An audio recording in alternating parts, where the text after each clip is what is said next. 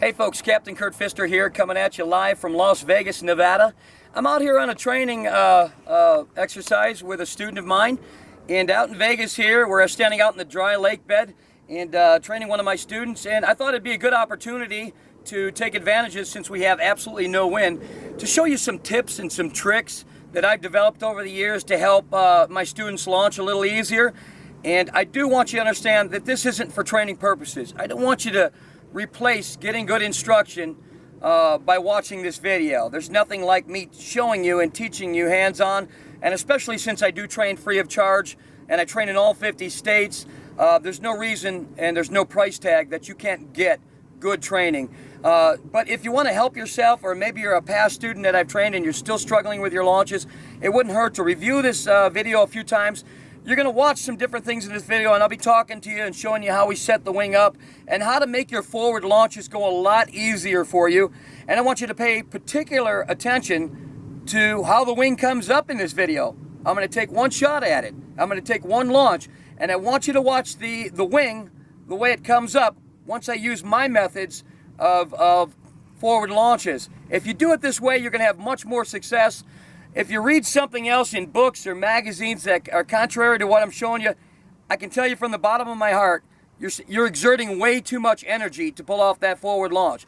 So take a look at this, and we'll jump right into it. I just wanted to give you a little heads up on what you're looking for here, but especially watch the wing. Watch how it comes up. We did this in one take, so excuse any typos in my talking or anything else, and try to enjoy the video and try to get something from it. If you have any questions about it, give me a call anytime on the telephone. It's on my website, flightjunkies.com, or poweredparaglidingfreetraining.com. Enjoy the video. I hope you learned something. Thanks so much for joining me. The launch is the hardest launch to do. It's the most rewarding time to fly, but unfortunately, it's the hardest time to launch. Getting that wing above your head when you got a motor on your back can be quite a challenge. So we want to utilize every possibility to help us get that wing above our head. Even on a day when we claim it's a no-wind day, there's always something little. There's always a little something. Right now I can feel a very slight breeze coming right from this direction right here. It's very slight, but believe it or not, that little bit of breeze is going to help you when you put that on 30 foot of wing and it grabs it, it can magnify. So if you're off-centered with even that little bit of breeze and you start to run and you're not directly into it, especially for a new beginner that's just starting out, it can be a real challenge to get that wing directly over his head. The wing's not directly over our head, we have a chance of an oscillated takeoff, falling, tripping, and not having the kind of drag we need to give us the lift at the time that we need it. So the first thing we want to do is to utilize that little bit of air. Right now I've got it coming directly to my face right now, with my back to the camera, and so I'm going to utilize that. We just pulled the wing out of the bag. We're going to take the braids out of it. We always braid our lines here at Flight Junkies because we're usually flying while the other guys are on the ground trying to get tangles out of their lines. If you do it this way, and I'll show you how to do this in a minute, this will never have your lines tangled. So the first thing I do is I got that wind in my back. I always want to be asking myself where that breeze is coming from. So I got a slight bit of breeze.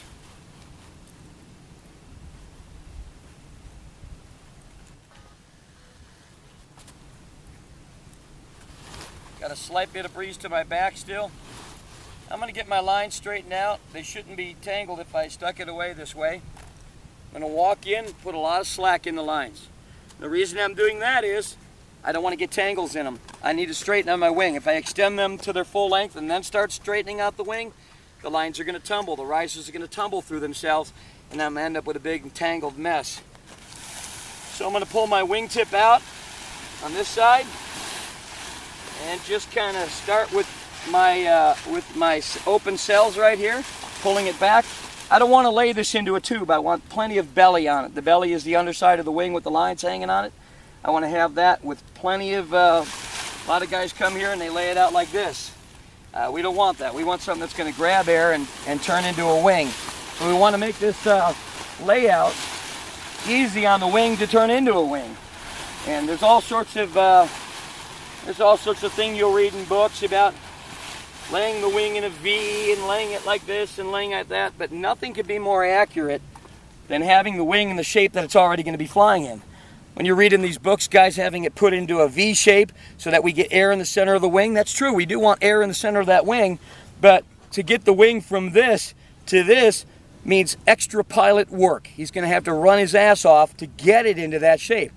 There's no reason to do that. Let's lay the wing out exactly the way it's going to be flying. And even with a little bit of breeze, even though we don't have enough wind to hold the kite up into the air, hold the wing up in the air, we can still get some kiting out of it by pre-kiting it. We grab the A's with our right hand, the D's and the brakes with our left, and now that enables us to steer it.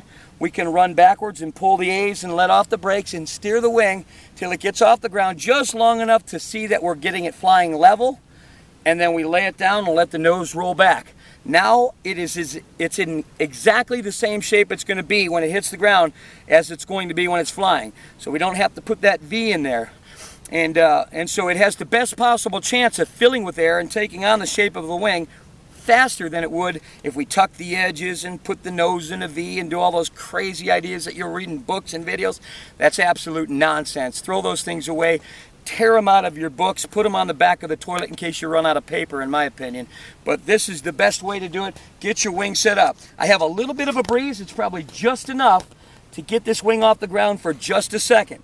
And if I can get it off the ground for just a second, I can see that my lines are clear. I can see that my wing doesn't have any rips or anything. I can check it out, my equipment, make sure there's no tangles, make sure there's no lines that need to be replaced from maybe catching it on a rock or whatnot. But I'm also, even in that little bit of time that it's in the air, I'm also getting it flying level. When it's flying level, that tells me I'm definitely into whatever little breeze there is. Now, when there is low air and you pre-kite, it may not come down and lay down right, but that bottom seam that hits the ground will still have that arch, that natural curve. And then all I do is walk in, fix the nose a little bit, and I know where my center point is at. 3 things have to be in line for you to have a good wing. The wind direction, the pilot, and the direction in the center of the wing. So 3 things have to have an imaginary axis. The wind direction, the pilot, the center of the wing. If we can get an imaginary axis through the 3 of those and that pilot runs a straight line, the wing has almost no choice but to come up even. And the reason we want him so centered is because if he's off-centered to this side or he's off-centered to this side, one of those lines one half of the lines are going to tighten up faster than the other half. If one half tightens up faster than the other half, that side of the wing is going to start to fly first. If it starts to fly first, it comes up crooked, and then we got a problem. Now, I'm standing here, and in the whole time we've been doing this, the wind has now changed direction. I'm set up wrong. What was the wind direction 2 minutes ago here is now here. But, even though I've got it laid out like this, what I can do is run backwards and then curve into whatever existing little breeze there is, and the wing will want to weather vane. And of course I'm in control of steering it, and I can make that wing bounce around and get more into the wind. Once I do, then I'm set up for a launch. So at the last minute the wind can change a little bit.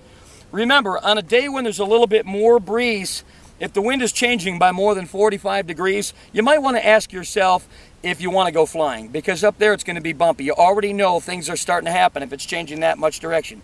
If you see it changing by 90 degrees, you can count on bumpy air above.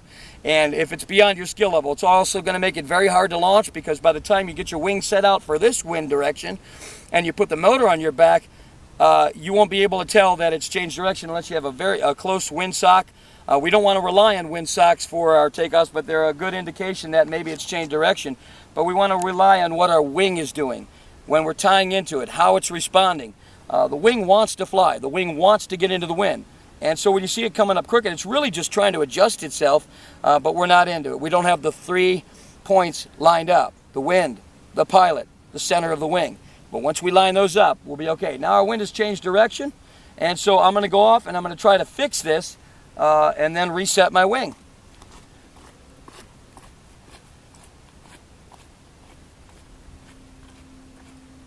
You can see that my wing is set up for taking off this way, because a few minutes ago that's which way the wind was coming from. But now it's coming from this way, and I've got a wing that's laid out.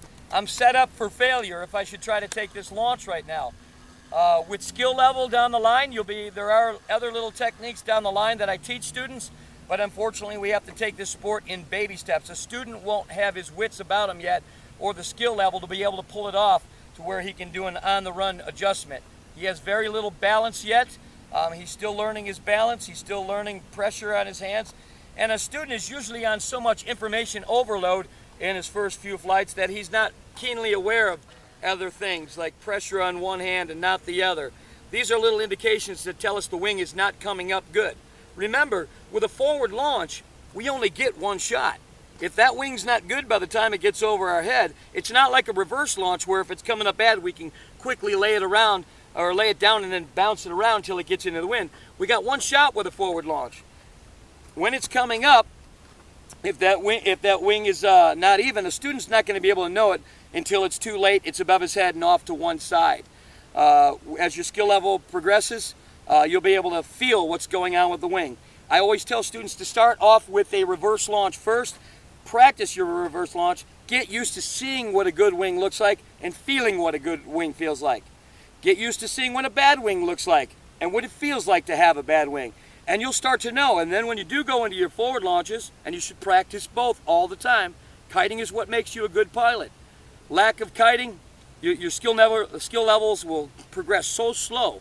But if you can get out, play with your wing, get out there and practice your kiting, that is the key to making you an amazing pilot, is having good launch techniques. So right now, our wind, let's see what we got. I might want to grab a little bit of dirt, a little bit of dust. And I know you can't see it in the camera, but I actually got a little bit of breeze coming this way. So what I'm going to do is grab my A's in my right hand. I'm going to make sure that these lines are free and clear. I got a little bit of a mess down here. I see a little bit of a tangle, but those are just kind of droopers that have kind of gotten in the bag there. They're okay. You can kind of shake them and sometimes see if you see a big knot in it or sticks or anything. I go ahead and take those down. I'm going to grab my my A's in my right hand, my D's in my left, and I can already tell that if I run that way, I'm not going to get any wind. It's now coming from this direction, and so I'm going to run that way, turn my back to it, and here we go.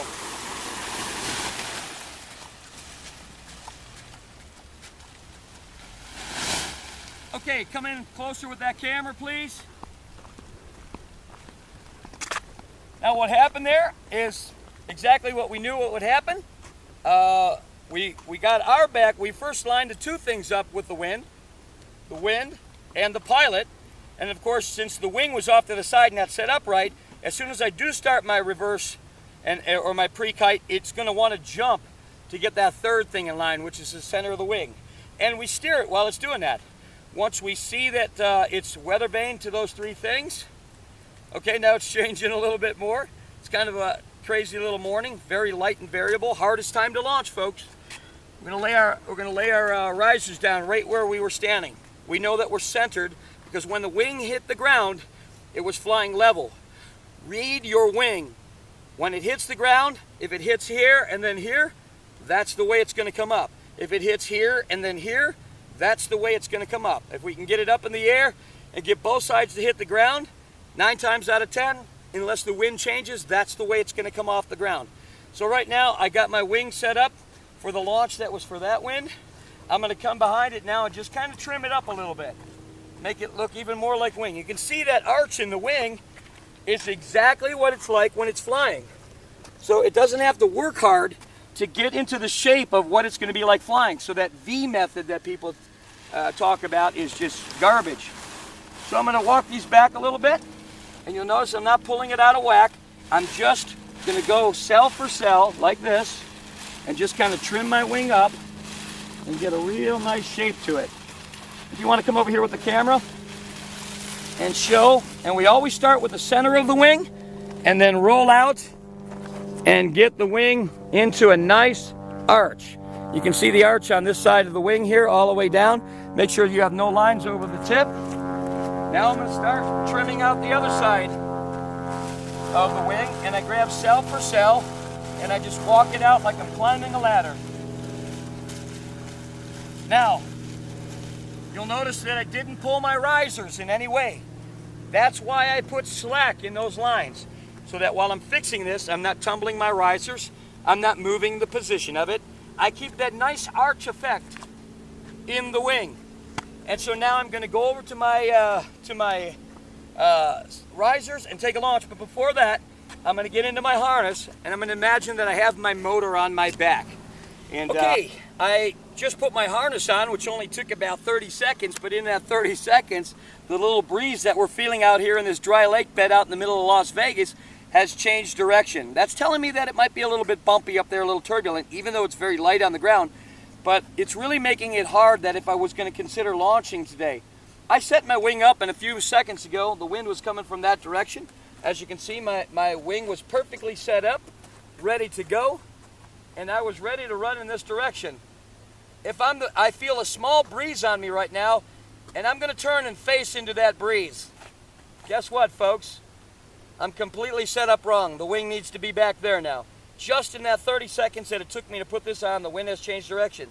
If you're a new student, stick with evening flights when the breeze is still too strong to fly. Get out there and practice your kiting. As the breeze starts to be consistent from one direction and it's not gusting, that's your indication to go ahead and take that launch. It's my suggestion to you that if you're a new student, practice your forward launches, but stick with your reverse launches in the beginning until you get your experience down. It'll make it easier for you to launch with a little breeze. You might be limited and you might be getting totally pissed off at the weather that it's not cooperating with you, but pick days that are going to help you get past your learning curve. This takes a little bit more skill than a lot of instructors want to let on. They want to tell you that's their product and their training methods and their different things. That wing's just going to pop up. They'll go to somewhere and pull the wing out and you'll see it go up. It's really not like that. These are experienced pilots that have already gone through their hard knocks. They've already learned things the hard way, and they're trying to convey to you that it's that easy. It's not. This takes skill, and it takes the right kind of layouts and setups and balance, and you develop that. You don't just have that. Some people progress earlier, but so if you really want to make it easy on yourself, saving yourself a lot of frustration, pick days that help you. You might be limited, but it'll pay off in the long run because your skill level will progress faster with each launch. And again, kiting is key to this sport. Learning to kite, learning to forward launch, learning to reverse. You practice both of them. If you spend an hour, 2 hours, 3 hours a week just kiting, that's equivalent to months worth of launching. And your launch is the hardest part. When we actually go to launch for real and we have the motor on our back, it really, the wing is laid out, we put the motor on our back, we walk over to the wing, and we go. And we really, when the wing was connected to us, it was only on our back and running for about a minute. So if you can go out and kite for an hour, my God, that's like weeks worth of launches. And you do one after another. If you got a buddy that likes watching, stay in your harness. Teach him how to set up your wing while you're still connected so you can take a launch, and when it lays down, he can fix it for you, and you can take another and another and another, and pretty soon you'll start to see what happens. And if you're getting good instruction, and again, we train free of charge, so you can spend as much time as you want. You can take as much training as you need. It's unlimited. We don't put a time cap on it because everybody learns at a different pace. Everybody has different skill levels. I got guys that are 22 years old coming in. I got guys in their 70s foot launching. So we have to work at everybody's pace. There's no price tag and there's no time limit on our training. I've been the top instructor in the United States for about 17 years now, and I've trained more students on powered paragliding than any other instructor. So I do have a little bit of experience to tell you that this isn't very easy. You're going to want to get good training. Do not attempt to do this yourself. Don't attempt to launch it yourself, because we can spot things that you may not know. There's an old saying, you don't know what you don't know. And so, since it's free, you've got no excuse to be safe. We sell the best equipment in the world, and I think we provide really good training. We have a perfect safety record to this date. And so, anyways, my wind is now coming back. It's a little bit into the way I got it, but I'm still going to reset this wing so that I have my best possible chance of pulling off a launch. Actually, it's coming back pretty good now. It's almost in my face. My wing is set up, and all that talking, my wind has come back to where I had it set up. I'm going to connect up.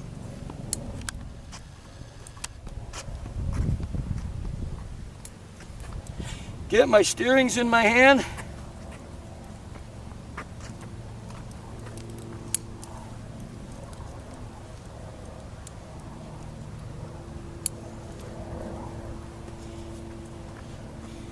grab my A's, put the rest of them over the back of my hand, and we'll teach you how to do that in training.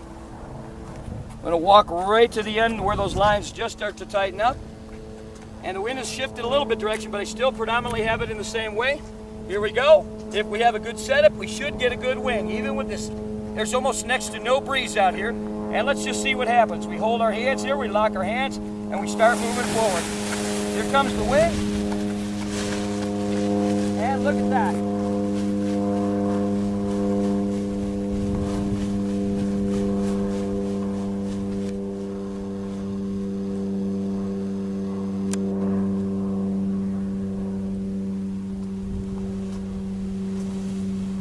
Well, it's about 100 degrees here and no wind, but as you can see, there is that slight little bit of breeze.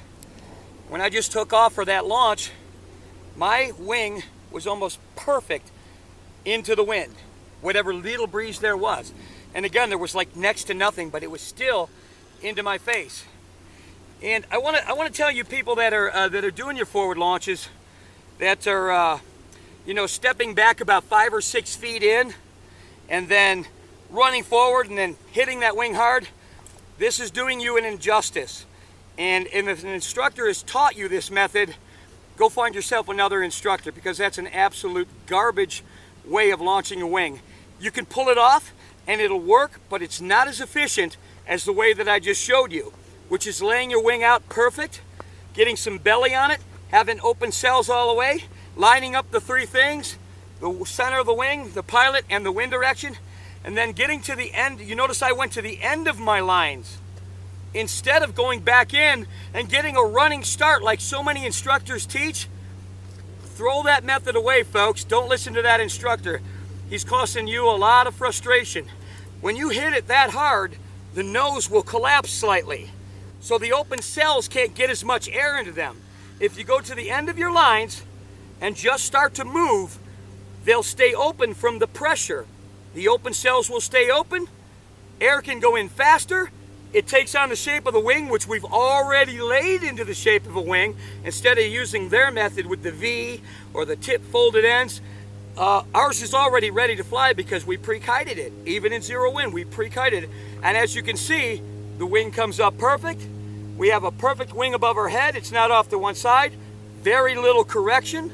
A student doesn't have a lot of a skill level to correct his wing if it doesn't come up perfect.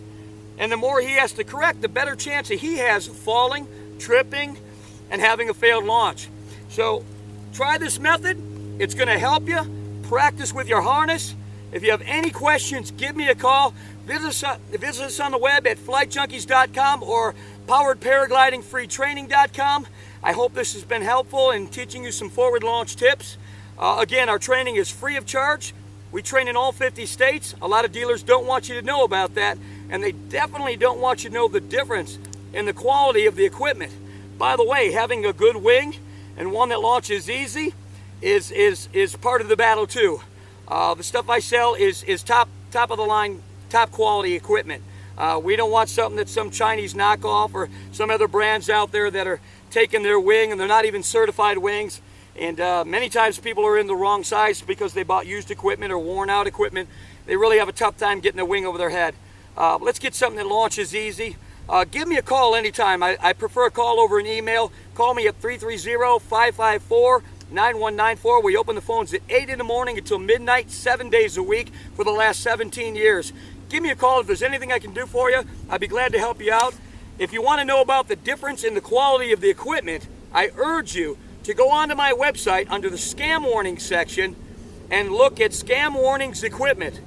There's not one other brand on the market that has the features of our German engineered Fresh Breeze. Not one. Not one. United States or Europe, Fresh Breeze is the only one that has these certain features, and there's a whole list of them. There's a 50-minute video, 50 minutes, that's going to show you the difference. So check that out. Thanks for joining me. I'm Captain Kurt Pfister from FlightJunkies.com.